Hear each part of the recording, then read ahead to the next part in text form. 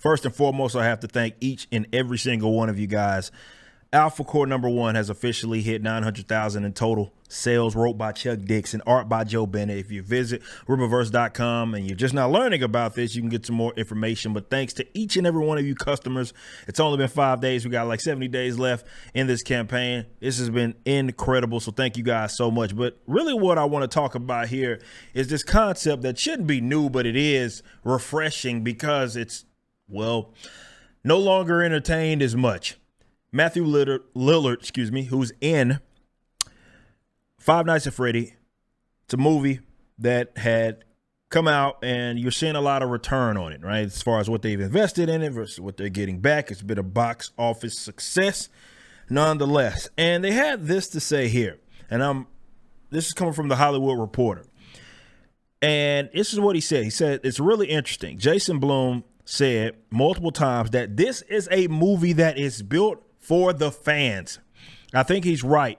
They weren't that concerned with whether other people liked the movie. And I think they were right with the idea of like, hey, man, this isn't a movie for everyone. This is a movie for the fan base. And we are going to bet that they're going to come out and support it. Their bet was 100% on the mark.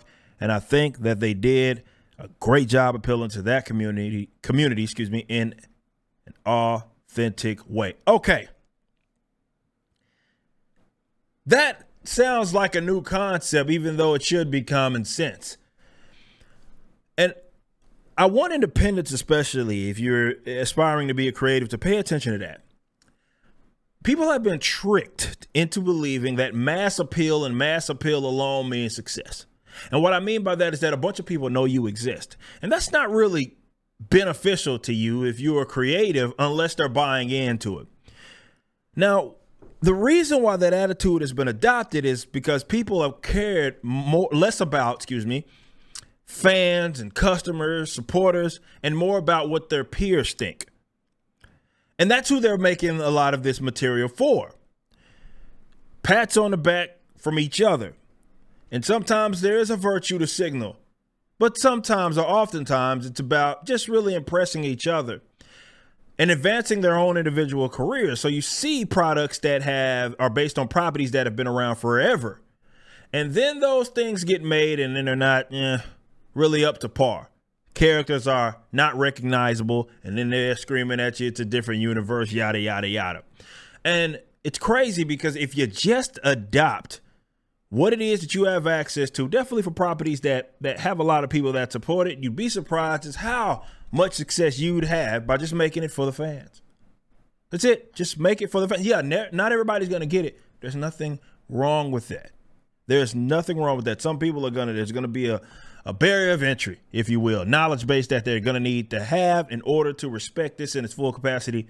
There's nothing wrong with that. And as you're seeing right now with this movie, as with many others in the past, that is where the money is at. It's not necessarily in mass appeal or trying to make things for the modern audience. It's about making things for the fans, because those are the ones that are buying into it, not your peers.